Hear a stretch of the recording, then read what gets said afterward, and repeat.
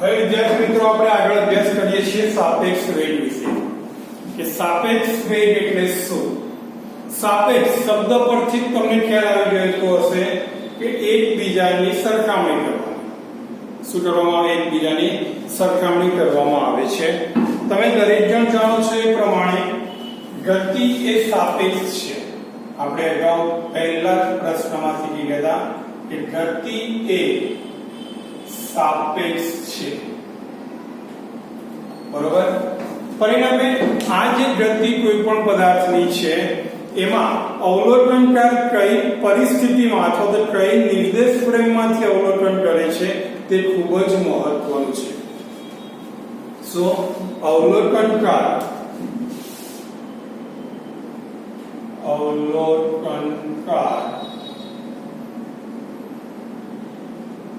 કઈ નિર્દેશ ફ્રેમમાંથી અવલોકન કરે છે તે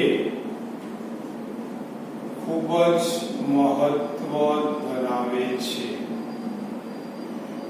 આના માટે સાપેક્ષ વેગ આપણે સમજવો હોય તો એના માટેના બે જુદા જુદા કિસ્સાઓ છે. શું છે? બે જુદા જુદા. કારણ કે જેટલી નિર્દેશ ફ્રેમ વધારે હોય તેની સાપેક્ષે પદાર્થનો વેગ પણ જુદો જુદો હશે. પદાર્થનો વેગ પણ કેવો હશે? જુદો જુદો જોવા મળે છે. તો એમાં આપણે બે કિસ્સા છે. એક કિસ્સામાં એવું છે કે બે અવલોકનકાર હોય અને ગતિ કરતો પદાર્થ એક જ હોય. અવલોકનકાર બે અને ગતિ કરતો પદાર્થ એક. અને બીજા કિસ્સાની અંદર ગતિ કરતો પદાર્થ બે અને અવલોકનકાર એક જ હોય. બરોબર. તો એના માટે આપણે આગળ અભ્યાસ કરીએ તો બંને કિસ્સા આપણે સમજવાના છે અને એના આધારે સાપેક્ષ વેગ વિશે આપણે જાણવાનું છે. કયા વેગ વિશે આપણે જાણવાનું છે? સાપેક્ષ વેગ વિશે આપણે જાણવાનું છે. તો સાપેક્ષ વેગ વિશે આપણે સમજીએ તો તેની અંદર પહેલો કિસ્સા નંબર 1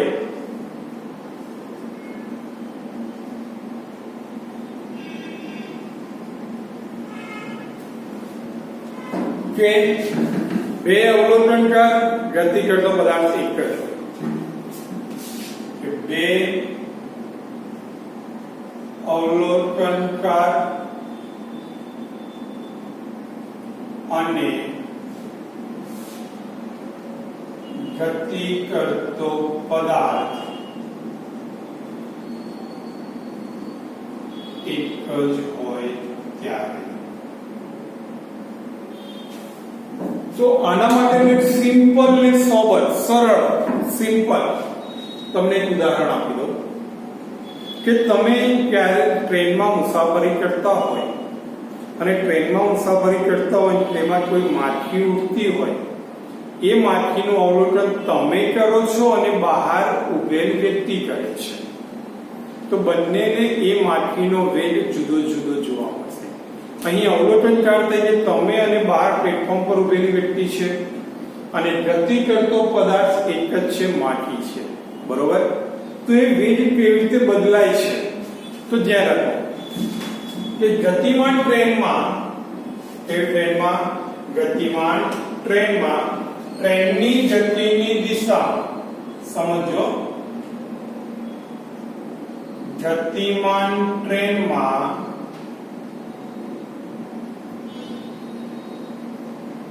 ટ્રેનની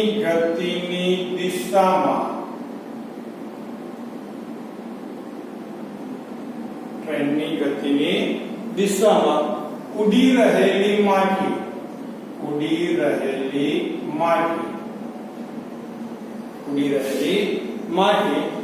ની ઝડપ. હવે વસ્તુ વિચાર. ધારો કે તમે ટ્રેનમાં બેઠા છો, બરોબર, અને માખી ઉડી રહી છે, તો તમને તેની ઝડપ કેવી માલુમ પડશે? સ્વાભાવિક છે, ઓછી જ માલુમ પડે, કારણ કે ટ્રેન ઝડપથી જતી હોય તેવું માલુમ પડે. ના હોય તો ટ્રાય મારી લેવો. બરોબર. રહેલી માખીની ઝડપ ટ્રેનમાં બેઠેલી વ્યક્તિને ઓછી લાગે જ્યારે બહાર પ્લેટફોર્મ પર કઈ જગ્યાએ બહાર પ્લેટફોર્મ પર અથવા જમીન પર ઉભેલી વ્યક્તિને વધારે લાગે છે. કેવી લાગે છે? વધારે. બરોબર.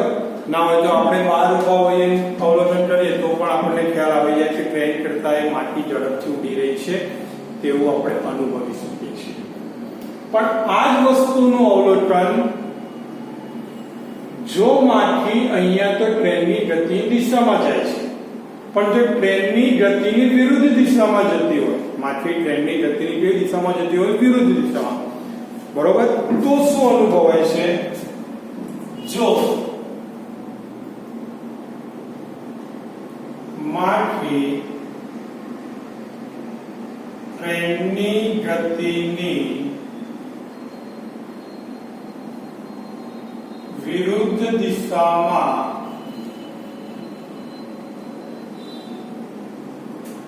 હોય, ગતિ કરતી હોય,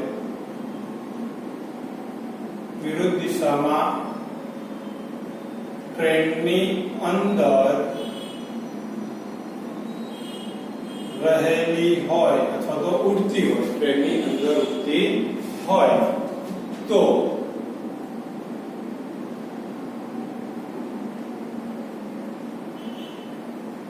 જમીન પર ઉભેલી વ્યક્તિને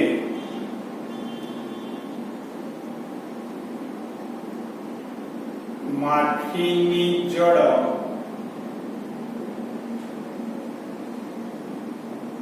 ઓછી લાગે છે.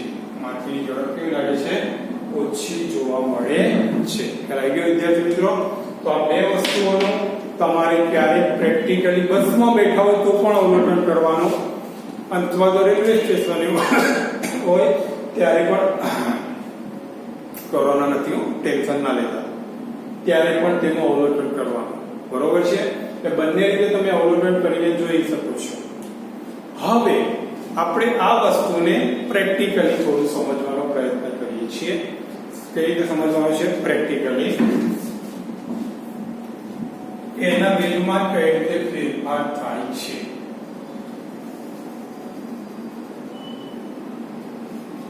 તો ધારી લો કે આ નિર્દેશ ફ્રેમ A છે. બરોબર. ધ્યાન રાખજો. આ ઉદ્ગમ બિંદુઓ છે. બરોબર. આ x અક્ષની દિશા છે. અહીં કોઈ એક P બિંદુ છે. બરોબર. આ A નિર્દેશ ફ્રેમ છે અને આ B નિર્દેશ ફ્રેમ છે. બરોબર. A નિર્દેશ ફ્રેમ થી આ માથી P બિંદુ પર માથી છે એનું અંતર એટલે x a o થશે. કેટલું થશે? x a o થશે. બરોબર. અથવા તો x p a લખી દઈએ આપણે. B નિર્દેશ ફ્રેમ થી આ P બિંદુનું અંતર એટલે કે x p b થશે. તો A અને B વચ્ચેનું અંતર એટલે x b a થશે. શું થશે? x b a. બરોબર. ચાલ્યો એટલે A ની સાપેક્ષે B નું અંતર શું થશે? A ની સાપેક્ષે B નું અંતર. તો આ A એ જમીન પર ઊભી રહેલી વ્યક્તિ નિર્દેશ ફ્રેમ છે અને B એ ટ્રેનમાં બેઠેલી વ્યક્તિ છે. ધ્યાન જો A શું છે? જમીન પર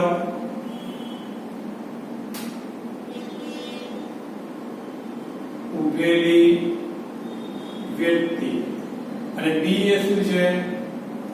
ટ્રેનમાં બેઠેલી વ્યક્તિ અને આ P બિંદુ પર શું છે? માટી છે. બરોબર. સ્વાભાવિક છે ટ્રેનમાં બેઠેલી વ્યક્તિથી માટીનું અંતર ઓછું હોય, આનું અંતર કેવું હોય? વધારે હોય છે. તો તમને ખ્યાલ આવી ગયો હશે.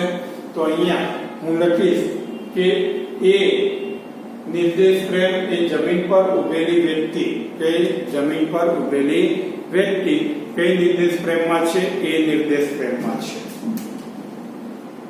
જમીન પર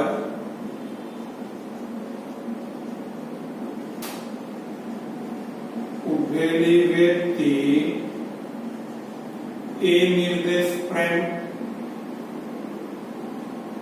માં તથા ટ્રેનમાં બેઠેલી વ્યક્તિ બી નિર્દેશ ફ્રેમમાં છે. એ નિર્દેશ ફ્રેમમાં છે, બી નિર્દેશ ફ્રેમમાં.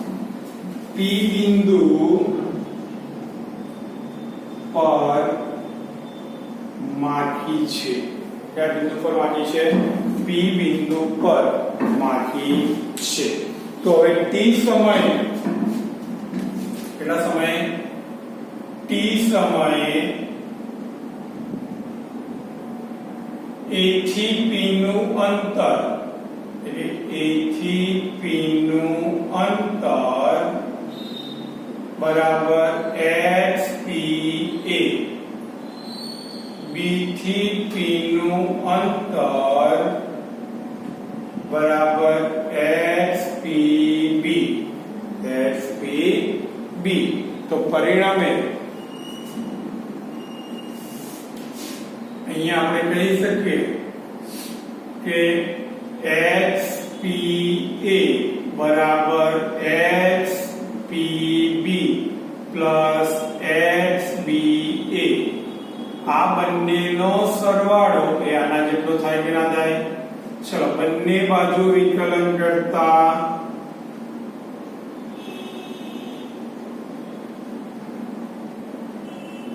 તો વિકલન કરીએ તો શું થાય? d by dt XPA બરાબર d by dt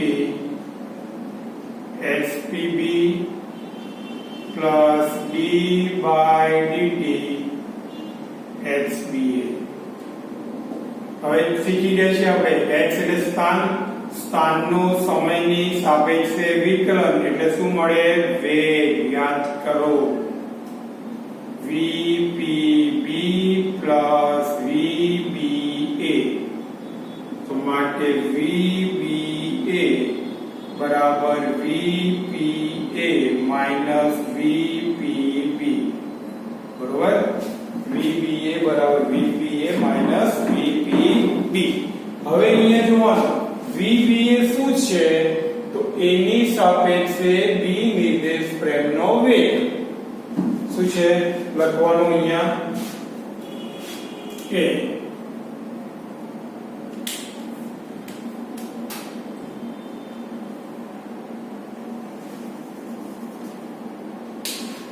જ્યાં VBA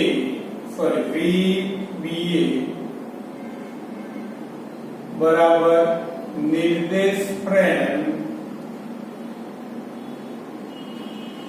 A ની સાપેક્ષે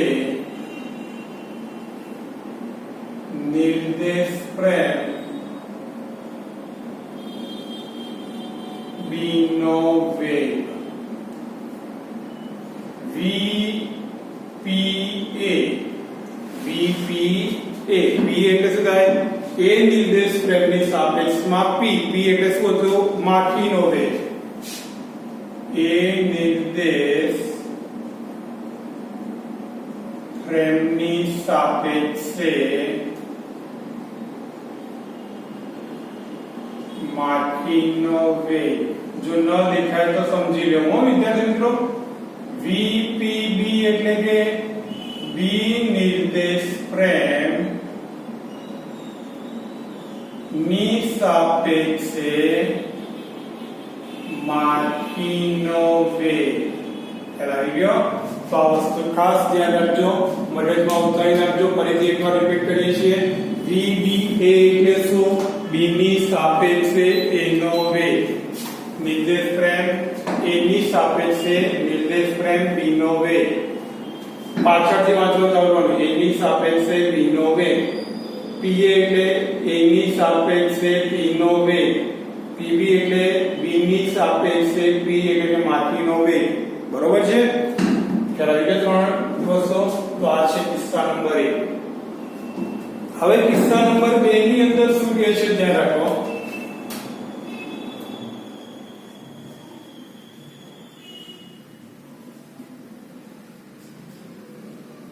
કિસ્સો 2 શું કહે છે? એની અંદર અવલોકનકાર એક જ હોય અને ગતિ કરતા પદાર્થો કેટલા હોય? 2. એક અવલોકનકાર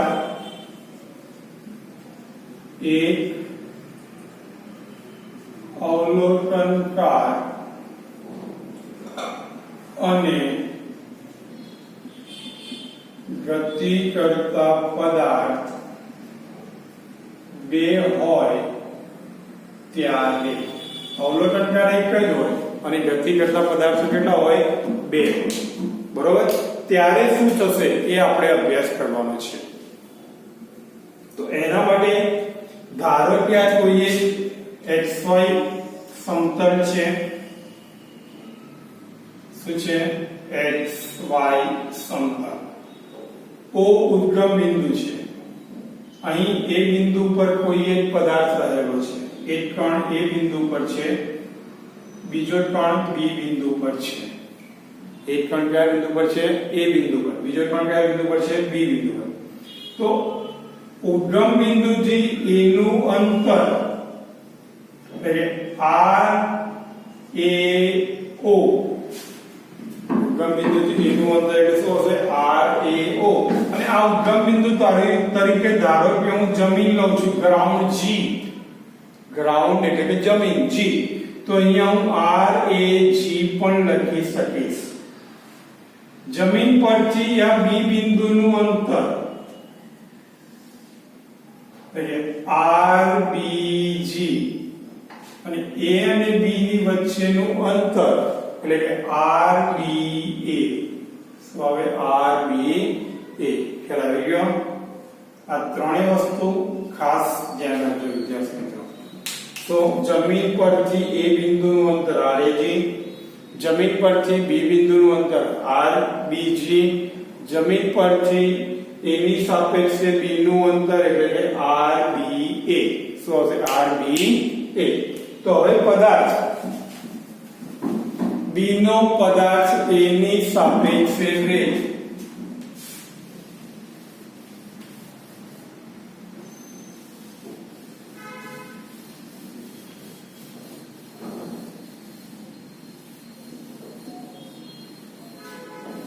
પદાર્થ B ની સાપેક્ષે પદાર્થ A નો વેગ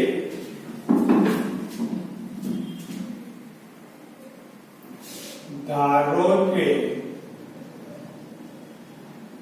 જમીનની સાપેક્ષે A અને B કણના વેગ અનુક્રમે VGA અને VGB છે. શું છે? VGA અને VGB છે. તો પરિણામે B ની સાપેક્ષે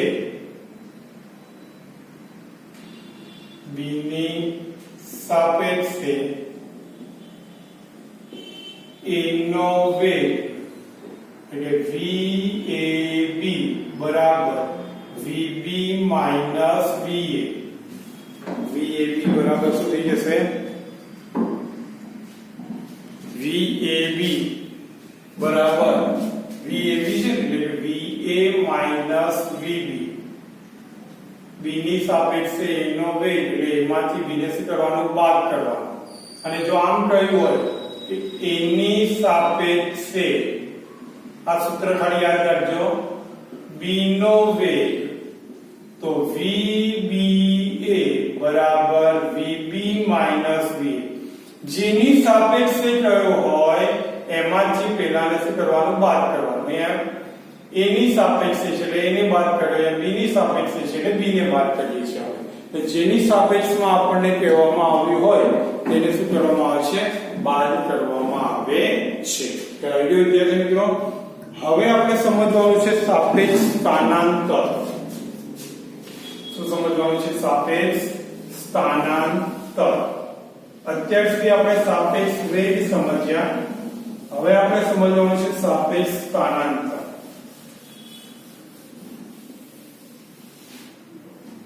તો ત્યાં સાપેક્ષ સ્થાનાંતરની અંદર આ પણ ખાસ જરૂરી ટોપિક છે. પ્રશ્ન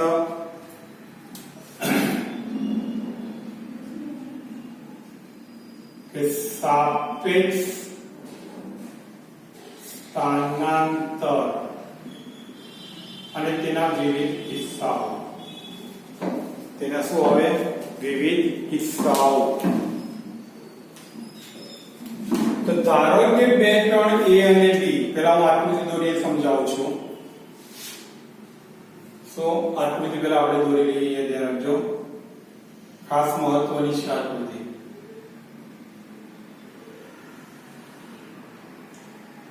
આ એક કોણ છે a, આ બીજો કોણ છે b. બરોબર. પ્રારંભમાં આ કોણ t બરાબર 0 સમય અહીંયા છે બંને કોણ. ત્યારે એનું પ્રારંભિક અંતર અહીંયાથી આ સુધીનું અંતર જે થશે તે થશે x a o, અને અહીંયા સુધીનું જે આ અંતર થશે તે અંતર થશે x b o. તો એ છે xao અને xbo. બરોબર. હવે આ એક પણ va જેટલા વેગથી ગતિ કરે છે. કેટલા વેગથી? va. b પણ vb જેટલા વેગથી ગતિ કરે છે. ગતિ કરતા કરતા t બરાબર t સમયે a કણ અહીંયા આવે છે અને b કણ અહીંયા આવે છે. તો પરિણામે હવે t સમયે તેણે કાપેલું અંતર, ધારી લો કે આ કેટલું મળે છે xa, અને આ અંતર મળે છે આપણને xb t સમયે. બરોબર. તો પહેલા આટલું અંતર હતું, એમાં આ અંતર શું થઈ ગયું? ઉમેરાઈ ગયું. તે અંતર માટે એને કેટલા વેગથી ગતિ કર્યું? va વેગથી. અને સમય કેટલો લાગે છે? t. તો આપણે શીખી ગયા છીએ વેગ બરાબર અંતર ભાગ્યા સમય. તો અંતર બરાબર વેગ ગુણ્યા સમય. તો આના માટેનું અંતર એટલે va * t થઈ જાય, બીજા માટે vb * t થઈ જાય. આ જે અંતર મળે છે તે આવી ગયો. તો હવે આની હું સમજૂતી લખું છું કે ધારો કે બે કણ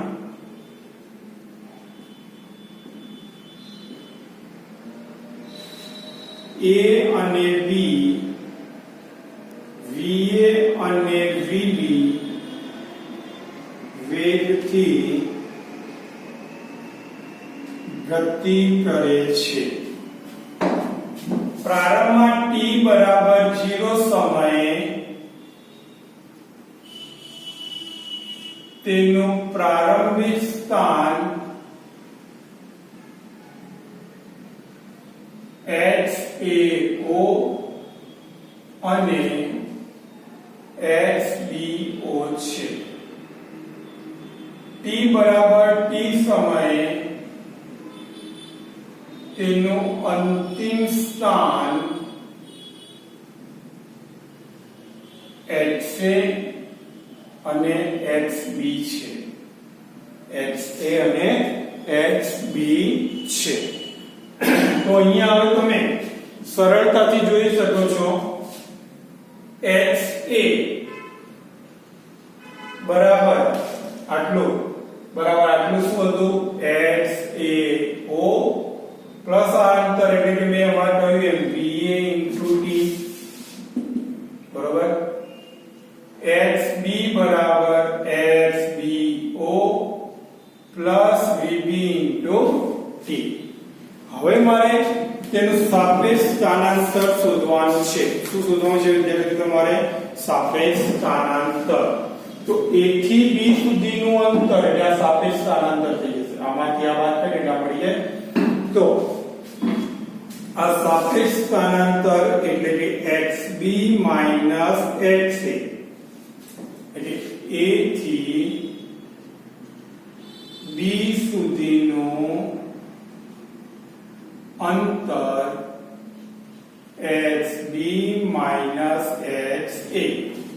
ચલો આમાંથી આ બાદ કરો તો માટે XBO plus VB into T minus XAO plus VA into T. तो XB माइनस HA, चलो आ माइनस આવશે એટલે XBO માઇનસ XAO પ્લસ આ માઇનસ અંદર જાય એટલે આ માઇનસ થઈ જશે એટલે કે VB minus VA into T. આ મને મળી ગયું સાપેક્ષ સ્થાનાંતર માટેનું સૂત્ર. શું મળી ગયું મને? સાપેક્ષ સ્થાનાંતર માટેનું શું છે સૂત્ર? ખાસ ધ્યાન રાખવાનું છે વિદ્યાર્થી મિત્રો કે XB માઇનસ HA બરાબર XBO minus XAO plus VB minus VA into T. હવે આના કેટલાક ખાસ કિસ્સાઓ મારે જોવાના છે. શું સમજવાના છે? કેટલાક ખાસ કિસ્સા. તો કિસ્સા નંબર 1 एकदम सरल છે.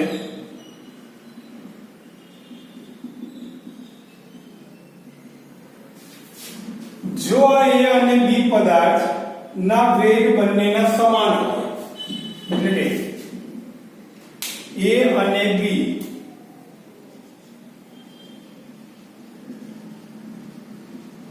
કણના વેગ સમાન હોય ત્યારે બંનેના વેગ કેવા હોય? સમાન હોય. તો શું થશે? તો અહીંયા બંને સમાન હોય ત્યારે VB બરાબર VA થઈ જાય. એટલે આ બંને સરખા તો ઉડી ગયા એટલે 0 થઈ ગયું. તો પરિણામે XB minus HA so XB minus HA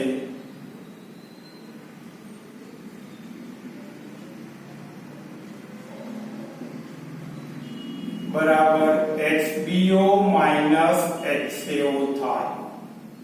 બરોબર? એટલે કે બંને કણ વચ્ચેનું અંતર બદલાય નહીં. એટલે કે પ્રારંભિક જેટલું બંને વચ્ચેનું અંતર હશે તે તેમના તેમ જળવાઈ રહે છે. એટલે કે આ રીતે ધારો કે અહીંયાથી A કણ ગતિ કરવાની શરૂઆત કરે છે x0t નો આલેખ છે. અહીંયાથી B કણ ગતિ કરવાની શરૂઆત કરે તો બંને કણ આ રીતે આમ ગતિ કરતા હશે, બંને એકબીજાની સમાંતર રહેશે, કોઈ ફેરફાર થશે નહીં.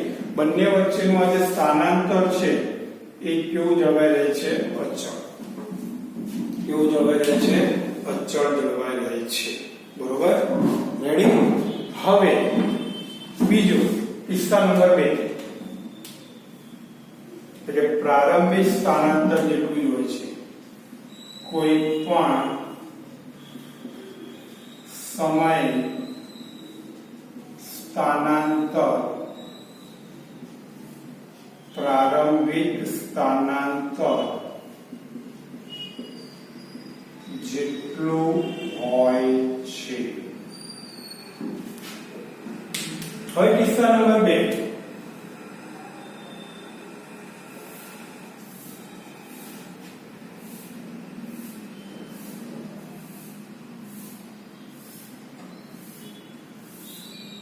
શું કહે છે કિસ્સો કે જો VA ગ્રેટર ધેન VB હોય.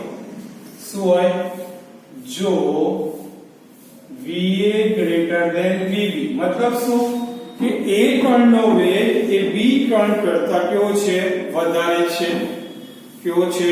વધારે છે. હોય તો બંને કણ ગતિપથ પર કોઈ બિંદુએ ભેગા મળે અને ત્યારબાદ A કણ B કરતા આગળ નીકળી જાય છે. શું થઈ જાય છે? આગળ નીકળી જાય છે. મતલબ આ રીતે કે એ ત્રણ બી ત્રણ આ રીતે ધીરે ધીરે ગતિ કરે, એ ત્રણ ઝડપથી ગતિ કરે, તો અહીંયા ટી સમય બંને એકબીજાને ભેગા થયા, પણ ત્યારબાદ એ જે છે તે આગળ નીકળી જશે અને બી કેવો રહી જશે? પાછળ રહી જાય છે. એટલે કોઈ એક સમય જે બંને ભેગા મળશે પણ ત્યાર પછી એ આગળ જતો રહેશે. જેમ કે એક સામાન્ય ઉદાહરણ તમને હું આપું છું કે એક ટ્રેન 40 કિલોમીટરની સ્પીડે જાય છે, બીજી ટ્રેન 60 કિલોમીટરની સ્પીડે જાય છે, બરોબર? તો સ્વાભાવિક છે 40 વાળી કરતા 60 વાળી બંને વચ્ચે 60 વાળી પછી ઉપડે છે, 40 વાળી પહેલા ઉપડે છે. બંને રસ્તામાં કોઈ બિંદુએ ભેગી મળશે, પણ ત્યારબાદ જે 60 ની સ્પીડ વાળી ટ્રેન છે એ શું થઈ જશે? આગળ નીકળી જશે. 40 વાળી શું થઈ જશે? પાછળ થઈ જાય છે, બરોબર? ત્રીજી વસ્તુ કિસ્સા number 3.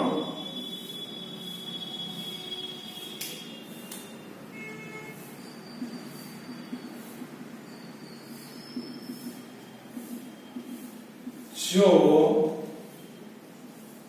VB greater than VA હોય, શું હોય? VB greater than VA હોય તો શું થશે? તો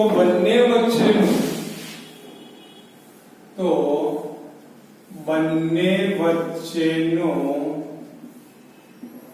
અંતર સતત વધતું જાય છે